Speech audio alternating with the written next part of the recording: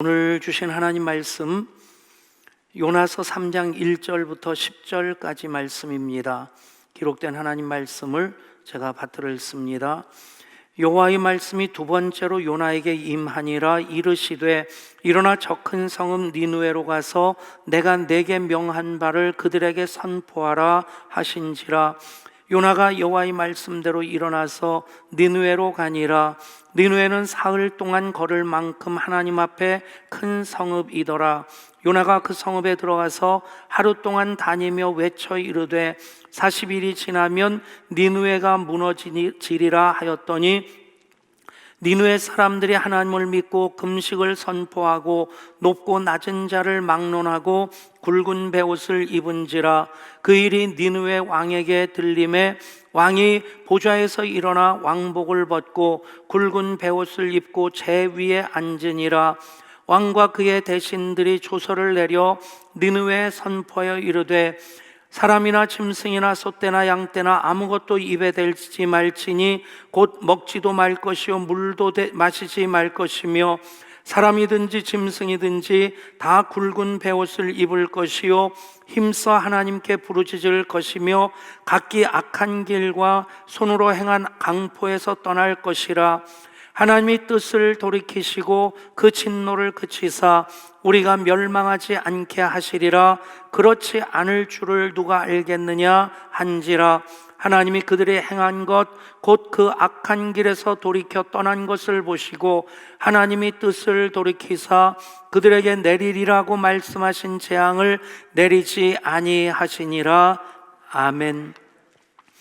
구약시대 하나님께서는 세 가지의 직분을 기름 부어 세우셔서 하나님의 뜻을 이 땅에 펼치시는 도구로 삼으셨습니다. 그 한 무리가 바로 대제사장, 제사장 그룹이고 또 왕이고 그리고 예언자입니다. 이제 왕은 정치적으로 다스리면서 하나님 백성들을 보호하고 하나님 나라를 세워나가는 그 책임을 가졌다면, 이제 제사장과 예언자는 영적으로 하나님 백성들을 이제 왕같은 제사장으로 세워나가는 예배 백성으로 하나님과의 인격적인 관계를 지속하도록 하는 그 책무를 맡은 그룹들입니다. 보면 예언자와 제사장 그룹은 서로 상반된 것들이 많이 있습니다. 예를 들면 제사장은 이제 아론의 후손 그리고 레위 후손으로서 그렇게 계속해서 세습하는 그 직분이 대를 이어가게 되고, 그것을 위해서 미리 준비하고 그리고 그 일을 할 때에 레위기서에 보면 번제는 모든 것을 다 태워서 하나님께 드리지만 화목제라든가 그 외의 제사들을 드릴 때는 그 제사장의 몫을 따로 구분해서 제사장의 생계를 위해서, 생활을 위해서 그것을 이제 보장을 해줍니다.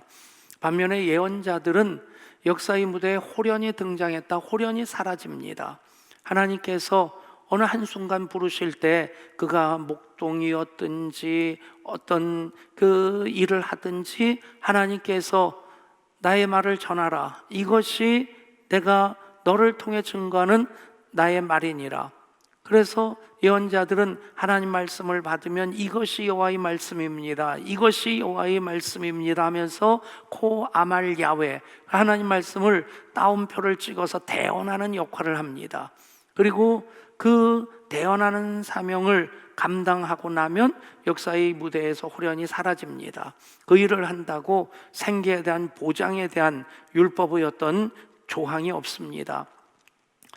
그렇게 본다면 제사장보다도 이 예언자 그룹이 더 하나님께 온전히 헌신했던 그런 분들이라고 볼 수 있을 텐데, 그 사람들도 보면 참 다양한 그 캐릭터를 가지고 있습니다. 이사야처럼 궁궐 예언자로서, 또 나단도 궁궐 예언자였죠. 그런 자리에서 있었던 사람이 있는가 하면 지금 요나 같은 경우는 전혀 배경에 대한 얘기도 없고 아미떼의 아들이라는 것밖에는 요나에 대한 정보는 전혀 없습니다. 다양한 캐릭터가 있는데 요나를 보면 그 중에서 참 특이한 예언자다 하는 생각이 듭니다. 어떻게 특이하냐? 하나님께서 명령을 주셨는데 반항을 합니다. 하나님 말씀에 순종하는 것이 아니라 도망갑니다. 그리고 불평을 입에 달고 계속해서 꿍시랑대면서 하나님 앞에 대들고 하는 그런 모습 보면 반항하는, 도망가는 여러 가지 형용사를 요나에게 붙일 수 있을 텐데, 그 중에 또 괴팍한이라고 하는 형용사도 요나에게 굉장히 어울리는 것이겠고, 그리고 그런 전체적인 요나의 모습을 보면 굉장히 버릇없어 보입니다. 그렇지 않습니까? 하나님 말씀하셨는데 예언자로 부름을 받았으면 제가 여기 있습니다, 나를 보내시옵소서, 그렇게 대답을 해야 될 테고, 내가 주의 말씀을 다시는 증거하지 아니하려 하면 내 속에 불 붙는 것 같아서 견딜 수 없습니다, 그렇게 뜨거운 열심 가지고 말씀을 붙잡고 말씀을 증거하는 사명을 감당해야 될 텐데, 그런 예언자들의 일반적인 모습과 요나의 모습은 전혀 안 어울립니다. 그런 요나의 모습을 보면서 반항하는, 도망가는, 괴팍한, 버릇없는, 심술궂은 그런 형용사를 다 담을 수 있는 표현, 생각해보니까 딱 하나가 있더라고요. 꼴통. 참 꼴통 예언자다. 근데 제가 이 표현을 쓰면서 어떤 각오를 하고 쓰냐면, 언젠가 제가 천국 가서 요나 선지자가 대선배님이 저를 일로 와 자식이 그런 일이 없도록 여러분 기도해 주시고, 또 혹시 요나 대선배님한테 제가 불려가서 한 대 쳐 맞으면 맞을 각오를 하고 하는 말입니다. 사실 그렇지 않습니까? 버릇없는, 또 괴팍한, 심술궂은 그런 예언자로서의 전형적인 모습하고는 전혀 다른 그런 요나는 정말 꼴통 같은 모습입니다. 그런데 입장 바꿔놓고 내가 요나의 입장이었다면 어땠을까 생각해 보면 이해가 되는 겁니다. 니느웨로 가서 복음을 전하라 하십니다. 니느웨가 아수르의 수도입니다. 아수르는 아시리아라는 그 나라, 이제 성경에서의 그 발음하고 일반 역사에서 발음하는 거하고 좀 다른데, 일반 역사는 영어적인 표현이고요, 발음이고, 성경에 나오는 발음이 원어, 그 당시 쓰던 발음에 더 가까운 겁니다. 아수르라는 것이 원래 더 이름에 가까운 것이고, 이 느느웨도 이제 영어로 보면 니베네라고 그렇게 나옵니다. 그런데 똑같은 수도를 얘기하는 것인데, 그 아수르가 철천지 원수입니다. 결국에 기원전 721년에 북왕국 이스라엘이 아수르에서 멸망을 당하게 됩니다. 그 아수르, 그 수도에 가서 아수르의 모든 사람들 중에서 가장 잘 사는 사람들이 모여있고, 왕이 있고, 군대가 주둔하고 있는 그 나라에 가서 망하지 않도록 그들을 살게 하기 위해서 하나님의 메시지를 전하라. 여러분, 지금 해방된 지 75년이 됐는데도 여전히 일본하고는 좀 마음이 불편합니다. 그렇지 않습니까? 일본에 지진이 났다, 쓰나미가 몰아쳤다 하면 아이고 하면서 안타까운 모습이 마음이 있으면서도, 그러면서도 어떤 때는 그냥 한두 군데 지진 나는 게 아니라 다 났으면 좋겠다, 은근히 좀 불편한 마음이 있습니다. 그렇다고 한다면 75년 전에 식민 지배를 받고 있는 그 상황에서 어떤 사람이 기도하다가 하나님 음성을 듣고 하나님 어디로 보내시든지 저는 가겠습니다, 순종하겠습니다 준비하다가, 그래서 하나님께서 일본으로 가라 그러시면 하나님 제가 가라시면 가겠습니다, 그런 결단이 가능할 수 있겠는데, 자기 의지와는 전혀 상관없이 어느 날 갑자기 자기는 전혀 준비도 안 했는데 너 일본으로 가서 동경에서 내가 하나님이 이 땅을 멸망시키고자 준비하고 계시는데 내 말 안 들으면 너희는 40일 후에 완전히 화산이 수십 개가 폭발하고 지진이 강도 8, 9로 온 나라를 뒤흔들어서 쑥대밭이 될 것이다. 살기 위해서는 하나님을 믿어라, 회개해라. 여러분, 그렇게 가야 되는 심정이 어떻겠어요? 요나가 욥바로 내려갑니다. 도망가기 위해서 욥바로 가는데 이미 다스스로 가는 것과 정반대의 길로 가는 거고요. 그리고 다시스는 그 당시 중동 사람들에 의해서 바다는 지중해 바다입니다. 대서양은 존재조차도 알지 못했습니다. 그리고 다시스는 스페인의 도시입니다. 그래서 세상의 끝으로 일컬어지는데 거기까지 도망을 가는 겁니다. 하나님께서 말씀을 주셔서 정말 가고 싶지 않은데 하나님 가라시니까 어쩔 수 없이 가면서 그런 생각할 수 있지 않겠습니까? 하나님, 제가 부산까지는 가겠습니다. 가서 일본 시노모세키로 가는 배가 있으면 그게 하나님 뜻인 줄 믿고 가겠고, 만약에 중국 상해로 가는 배가 있으면 저는 글로 가겠습니다. 갔는데 마침 배가 상해로 가는 배가 있는 겁니다. 아, 이게 하나님의 뜻인가 보다.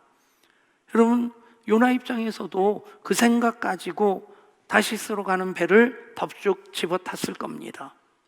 근데 문제는 요나가 굉장히 단순한 생각을 가진 사람 같아요.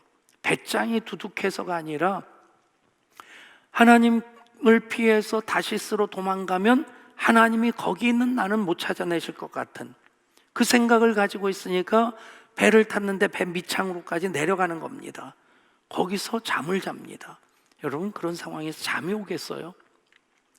배포가 든든할 수도 있겠지만 하나님이 자기를 찾아낼 수 없겠다고 생각하는 그런 나름대로의 확신도 있었겠고, 그리고 그동안 고민하느라고 불면의 밤을 지새웠기 때문에 배를 타고 안도하면서 깊은 잠에 빠져들 수 있었다 싶습니다.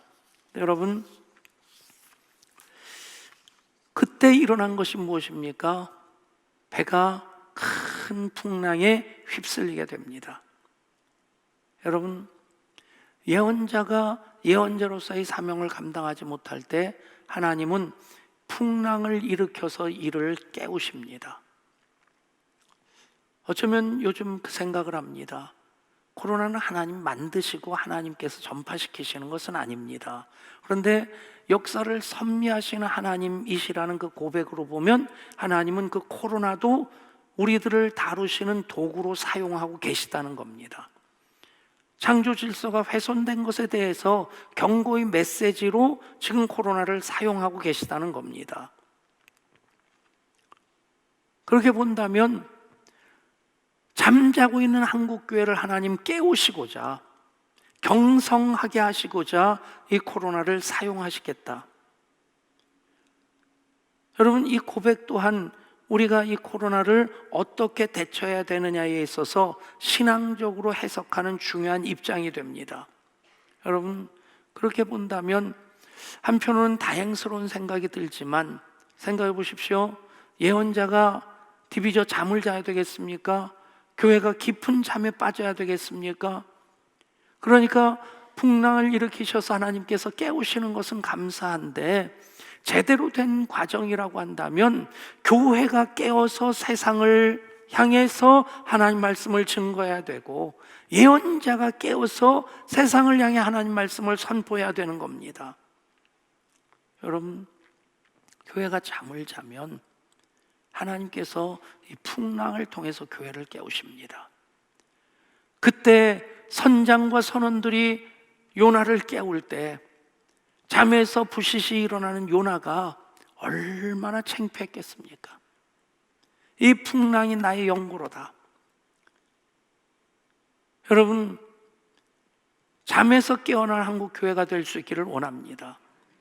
하나님께서 어쩌면 한국 교회를 살게 하시려고 이 코로나를 사용하시고 계신다. 교회가 영적 잠에 들어있어서 오히려 세상이 교회를 흔들어 깨우면서 제발 정신 차리라고 하는 그런 형국이 요즘 아닌가 싶습니다. 여러분, 언제나 깨어서 세상을 향해 하나님 말씀을 대언하는 우리 교회가 될 수 있기를 소원합니다. 그렇게 본다면 우리가 예배하는 것뿐만 아니라 일천번제 기도운동, 그리고 성경 일독운동, 그리고 가정예배 쭉 이어나가는 것, 영적인 잠에 빠지지 않기 위해서 거룩한 몸부림을 하는 것, 참 의미 있는 겁니다. 이 모든 일들이 우리들에게 하나님 주시는 복이 될 수 있기를 소원합니다. 이제 요나가 4장 1절 2절에서 이런 얘기를 합니다. 요나가 매우 싫어하여 성내며 여호와께 기도하여 이르되 여호와여, 내가 고국에 있을 때 이러하겠다고 말씀하지 아니하였나이까? 그러므로 내가 빨리 다스로 도망하여 싸우니 주께서는 은혜로우시며 자비로우시며 노하기를 더디하시며 인애가 크시사 뜻을 돌이켜 재앙을 내리지 아니하시는 하나님이신 줄을 내가 알았음이니이다. 여러분, 하나님, 실제로 하나님은 은혜로우시고 자비로우시고 노하기를 더디하시며 인애가 크시사 뜻을 돌이켜 재앙을 내리지 아니하시는 하나님이십니다. 아멘. 그런데 그 하나님에 대해서 감사한 마음으로 순종하는 다른 예언자들하고 요나를 보면요, 그것을 다 알고 있기 때문에 왜 내가 순종해야 됩니까? 왜 내가 가야 됩니까? 지금 버팅기고 반항하고 있다는 얘기입니다. 마치 아이들 중에서 착한 아이들은 부모님 좋으신 부모님이고 나를 사랑하시는 부모님이시라서 더 말씀을 잘 들으려고 하는 아이가 있는가 하면, 어떤 놈들은 그런 부모님, 자기를 사랑하시고 자기에게 함부로 하지 못하신다는 걸 알고 이용하는 놈들이 있지 않습니까? 은근히 밀당하면서 그래가지고 돈 뜯어가려고 하고, 그러면서 버르장머리 없이 이렇게 버팅기고, 꼭 요나의 모습이 그런 모습입니다. 하나님을 다 압니다. 그러면서 버팅기는 이유가 무엇입니까? 하나님, 굳이 제가 안 가도 하나님은 자비로우시고 인애로우시고 인자하신 하나님이시고 노하기를 더디하시는 분이시니까 그렇게 하실 것 아닙니까? 하나님 그렇게 하실 건데 왜 굳이 저토록 그 원수의 나라에, 철천지 원수의 나라로 가게 하십니까? 예언자는 예언자인데 꼴통 예언자로, 버르장머리 없는 예언자로 하나님 뜻에 순종하기보다는 그런 하나님이시기 때문에 나는 안 가겠습니다, 나는 못 갑니다 하는 식으로 널브러지는 그런 요나. 여러분, 오늘 말씀이, 여호와의 말씀이 두 번째로 요나에게 임하니라, 말씀을 받고 갔습니다. 그런데 왜 갔다고 생각하십니까? 사장에서 박농풀 하나 때문에 불평하는 그 일이 없었다면, 그리고 언덕에 자리 잡고 니느웨게 어떻게 멸망할 것인지 그걸 지켜보려고 자리 잡고 앉아 있었던 그 모습이 없었다면, 아, 요나가 변했구나 라고 기대할 수 있을 텐데, 요나는 끝까지 요나로서 그렇게 심술궂은 모습을 보입니다. 여러분, 그런데 요나가 두 번째 말씀을 받고 갑니다. 두 번째 말씀은 받기 이전에 어떤 일이 있었습니까? 첫 번째 말씀에 반항하고 다시스로 가다가 배에서 던져지게 되고, 그래서 하나님 준비하신 물고기에게 그렇게 삼킨 바 되게 됩니다.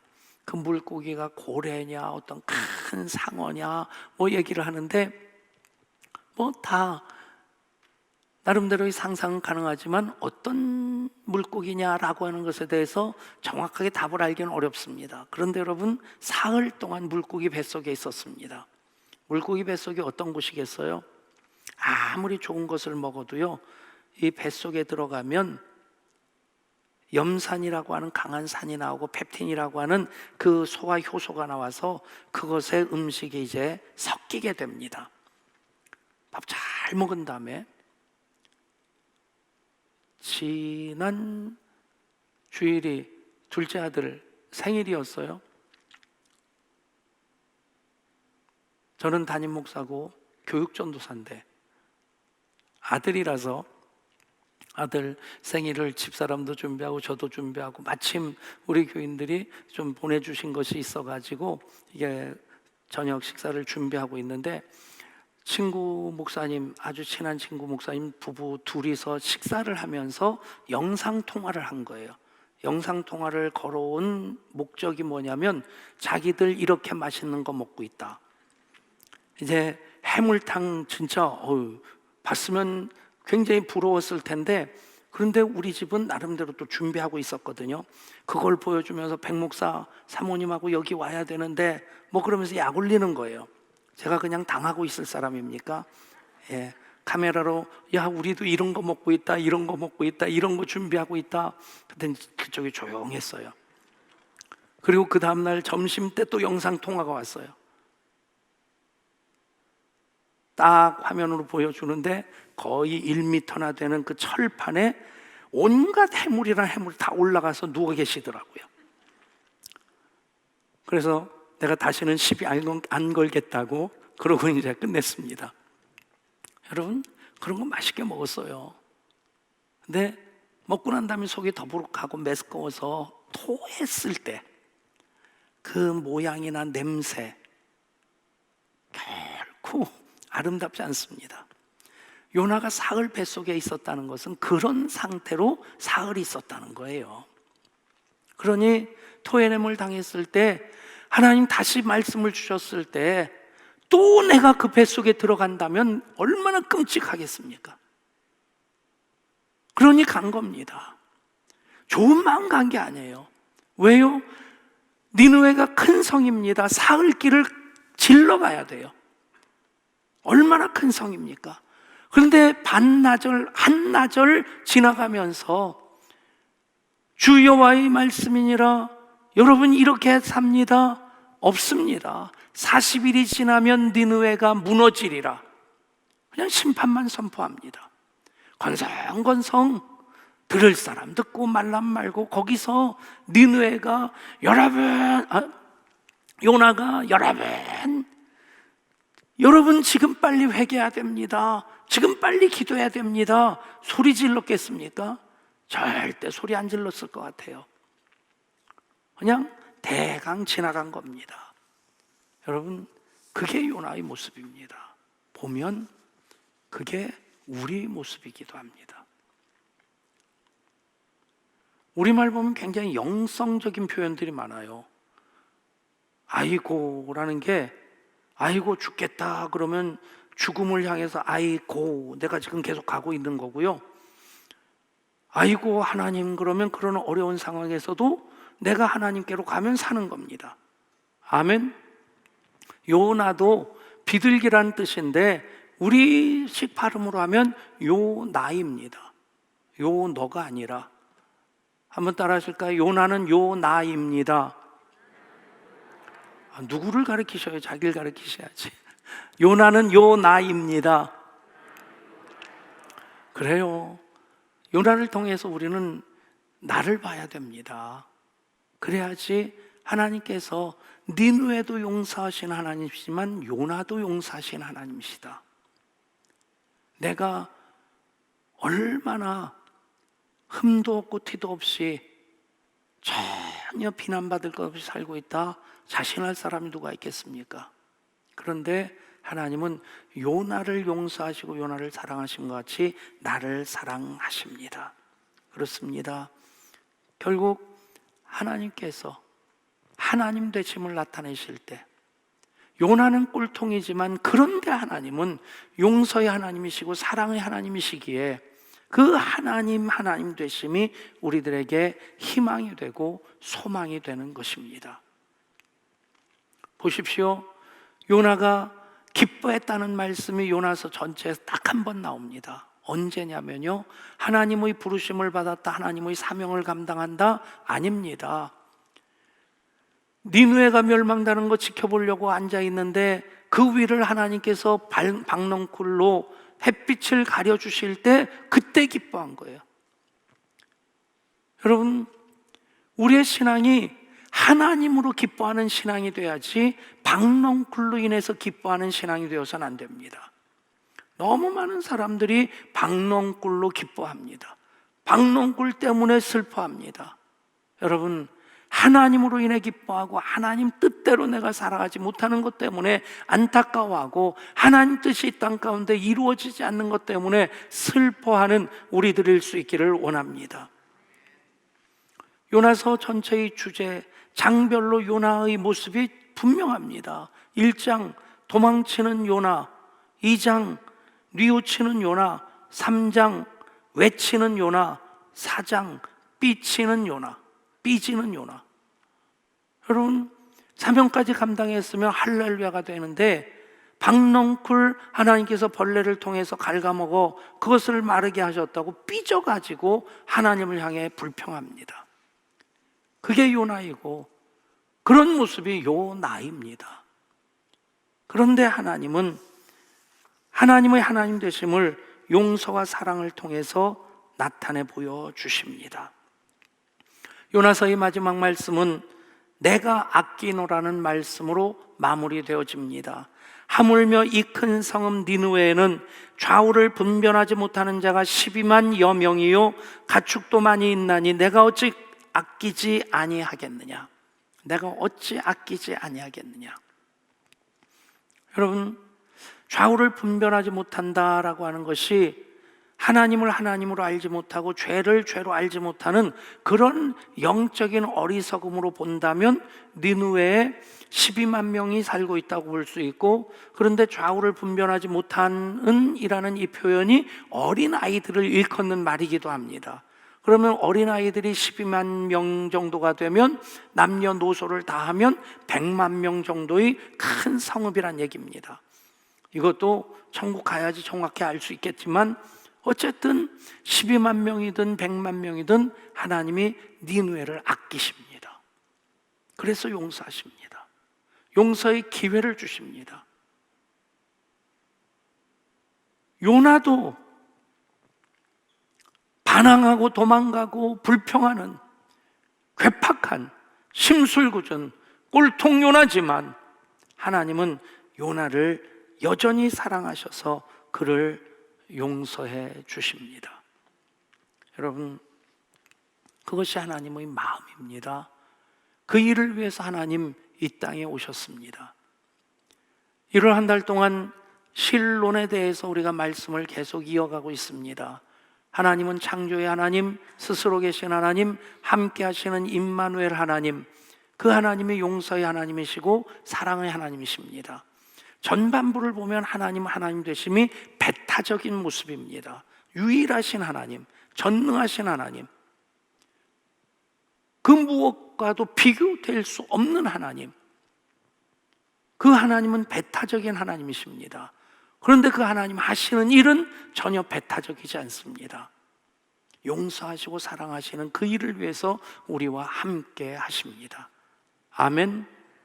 성경 전체 요약이 바로 이것입니다.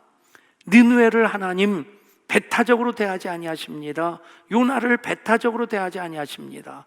그러면 요나가 용서받을 수 없는 예언자로서 아주 격이 떨어지는, 하나님의 마음을 속상하게 만드는 그런 예언자인데 하나님께서는 용서하신 하나님으로 그들을 만나 주십니다. 여러분, 자비로우시며 노하기를 더디하시는 인자가 풍성하신 하나님, 함께 하시는 이유는 우리를 용서하시고 우리를 사랑하시기 위해서입니다. 그래서 예수님 오셨습니다. 그래서 세상 모든 민족이 구원을 받기까지 우리 하나님 쉬지 아니하십니다.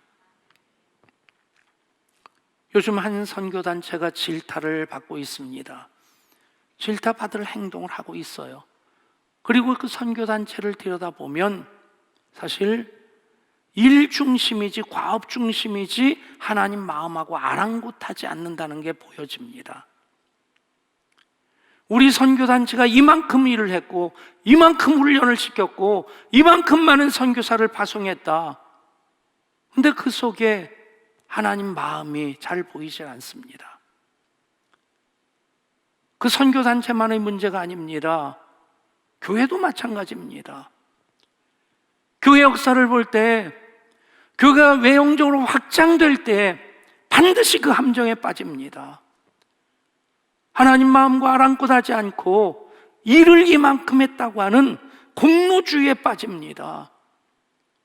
그렇게 선교를 했을 때 그 선교의 결과가 하나님 영광하고 상관이 없어지는 겁니다. 대항해 시대라고 하는 그때 군함에 십자가를 앞세우고 얼마나 많은 식민지를 확장했습니까? 기독교 국가들이 십자가와 성경을 들고 나갔는데 거기에 하나님의 마음이 있습니까? 정치적인 야욕을 십자가 앞세우고 했었을 뿐입니다. 거슬러 올라가면 십자군 전쟁이 그랬고요. 또 제국주의 시대도 마찬가지입니다. 1차, 2차 세계대전이 기독교 국가들의 영토 싸움이었다는 것을 우리는 정말 통절한 마음으로 회개해야 됩니다. 하나님 마음은 온데간데 없이 우리가 이렇게 많이 일을 했다, 영토를 확장시켰다, 교회를 많이 줬다, 여러분, 그건 하나님이 일하시는 방법이 아닙니다. 하나님은 결코 배타적으로 일하지 아니하십니다.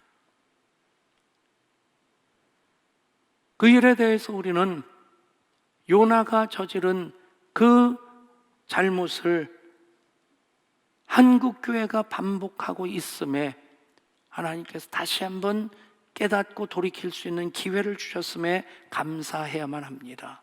물론 언더우드 아펜셀러 선교사 같은, 그리고 허드슨 테일러 같은, 아도리남 저드슨 같은, 리빙스턴 같은 정말 그리스도의 마음으로 복음을 삶으로 살아가면서 선교한 너무 귀한 분들 많습니다.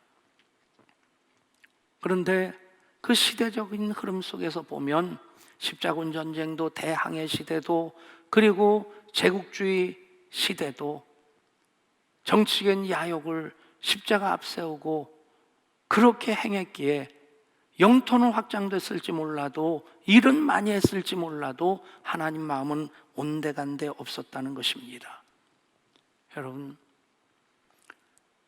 우리가 요나서를 통해서 용서하신 하나님 앞에 다시 서야만 합니다. 우리라고 자유롭겠습니까? 우리라고 흠도 티도 없겠습니까? 하나님 영광 위에 산다고 하면서 하나님을 이용해서 내 것 챙기려고, 어쩌면 우리의 기도가 다 그것을 위한 기도이진 않은지, 여러분, 요나까지도 용서하시는 하나님, 우리도 용서하십니다. 그 일을 위해서 이 땅에 오셨고 임마누엘 하나님으로 우리와 함께 하십니다. 하나님이 왜 용서하십니까? 그것이 영혼을 구원하시고자 하시는 하나님의 선교적인 관점입니다. 하나님의 선교는 용서와 사랑입니다. 그러면 일본에 가서 일본 사람들을 사랑함으로 그 영혼 구원을 위한 선교적인 사명을 감당할 수 있습니다. 중국에 가라시면 중국에도 갈 수 있는 것입니다. 요나를 보면서 우리 자신을 봐야 되고, 그럼에도 여전히 하나님으로서 용서하시는 일을 행하심에 우리는 또 한 번 감사할 때, 임마누엘 하나님으로 인해서 내가 살고 한국교회가 살고 있음에 또 한 번 더 큰 찬양을, 더 큰 영광을 하나님께 올려드릴 수 있기를 간절히 소원합니다. 하나님, 요나가 참 괴팍스러운 선지자였는데, 그런데 그 요나는 바로 요나입니다. 한국교회가 그런 모습이 없는지 돌아보게 하여 주옵소서. 우리 교회가 혹시라도 그런 모습으로 방향을 잡고 있진 않은지 돌아보게 하여 주옵소서. 여전히 부족한 부끄러운 우리들이지만 니느웨를 용서하신 하나님, 요나도 용서하셨습니다. 우리를 또한 용서하심으로 품어주십니다. 그래서 지금 예배할 수 있습니다. 그래서 이제 하나님 기뻐하시는 뜻대로 살아가고자 하는 그 마음이 더 뜨거워지게 하여 주시고, 그쪽으로 한 걸음 더 다가서게 하여 주시고, 하나님 용서와 사랑으로 선교적인 사역을 이루어 가시는 하나님 닮아가게 하여 주시옵소서. 우리 주 예수 그리스도 이름으로 간절히 기도드리옵나이다. 아멘. 이 시간 봉헌하실 때 우리 3기 장로님들은 영상이 아니라